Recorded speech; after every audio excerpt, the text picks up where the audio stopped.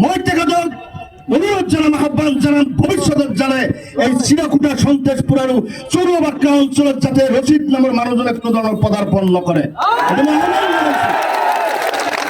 স্বার্থ আমার ভিটা ঘর বাড়ি আমি রক্ষা করার কারণে গণতান্ত্রিক ভাবে আইনে দিয়া অধিকার আইনের মাজত থাকি আমার অধিকার সাব্যস্ত করিব লাগিব। তাতে যদি মৃত্যুবরণ করিব লাগে মোৰ নিচিনা ডেকা তেজাল যুৱক কিমানজন আছে আপোনালোকে হাত দাওকচোন, কিমানজন আছে? অসমৰ মুখ্যমন্ত্ৰী ডাঙৰীয়া মিয়াখাদা আন্দোলন আৰম্ভ কৰিছে আৰু এই নাপিতৰ আন্দোলনক অসমৰ মুখ্যমন্ত্ৰী ডাঙৰীয়াই সমৰ্থন কৰিছে। তেওঁ গৃহ বিভাগৰ দায়িত্বত আজি বিলাসীপাড়ার চিরাকুটা সন্তেশপুর আর চৌরবাক্কাত উচ্ছেদ করা হয়েছে। আজি কৈ আছে বাংলাদেশে উচ্ছেদ করিছো, বাংলাদেশে যদি উচ্ছেদ করা হয়েছে মাননীয় মুখ্যমন্ত্রী ডাঙৰীয়া, ইয়াত আপনার ইমান কিয় DC ADC CDC SP SDPO সকলো ধরনের প্রশাসন এই বাংলাদেশত রাখার আপনার কি কি উদ্দেশ্য? এই মানুহসকল যদি ভারতীয় নাগরিক হয় আপুনি অসমৰ মুখ্যমন্ত্ৰী সাংবিধানিক পদত আছে, এই সকল মানুহক পুনৰ সংস্থাপন কৰিব লাগিব। অন্যথায় কোনো কথাই আমচুৰ নেতৃবৃন্দে অসমৰ চৰকাৰৰ লগত আপোচ কৰিলে আমি প্ৰাক্তন নেতা হিচাপে আমি আমচুক কিন্তু ৰাইজৰ কাঠগড়াত থিয় কৰাব লাগিব।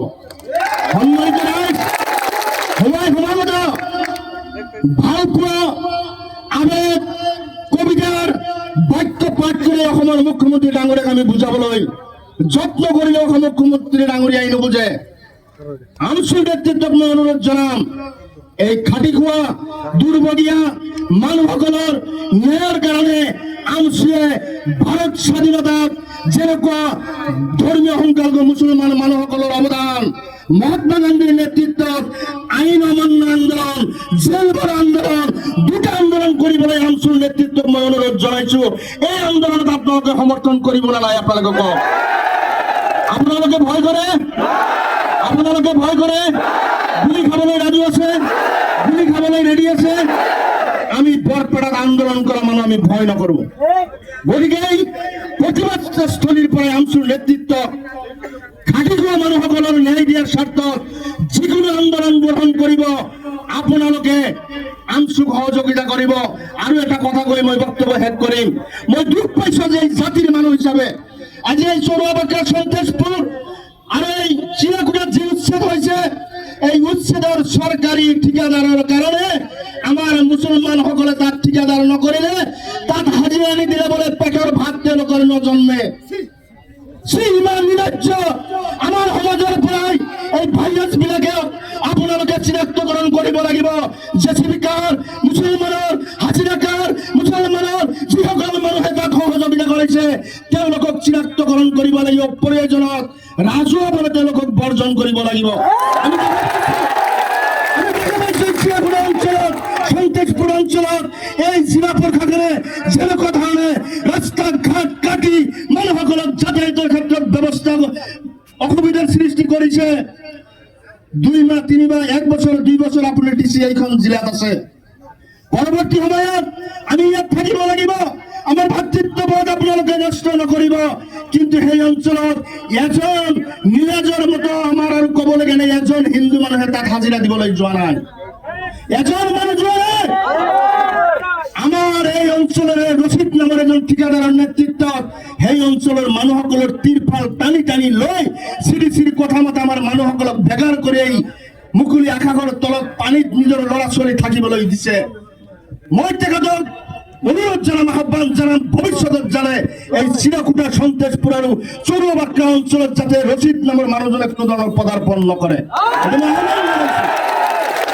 আজি দুখ লাগে, জন্ম দিয়া মাতৃজনীয়ে নিজৰ তেজ যিখন মাটি ভেটিত আজি বিলীন কৰি দিছে, সেই মাটি ভেটি আজি ৰক্ষা কৰাৰ ক্ষেত্ৰত আমাৰ নিচিনা তেজাল যুৱকসকলে আমি আজি প্ৰতিবাদ সাব্যস্ত কৰা নাই। আমার আই মাতৃসকলৰ সন্মান, আই মাতৃসকলৰ ত্যাগ রক্ষা করার স্বার্থত আমার ভিটা ঘর বাড়ি আমি রক্ষা করার কারণে গণতান্ত্রিক ভাবে আইনে দিয়া অধিকার আইনের মাজত থাকি আমার অধিকার সাব্যস্ত করিব লাগিব। তাতে যদি মৃত্যুবরণ করিব লাগে মোর নিচিনা ডেকা তেজাল যুৱক কিমানজন আছে আপোনালোকে হাত দাওকচোন, কিমানজন আছে? অসমৰ মুখ্যমন্ত্ৰী ডাঙৰীয়া আপুনি ৰেডি হওক।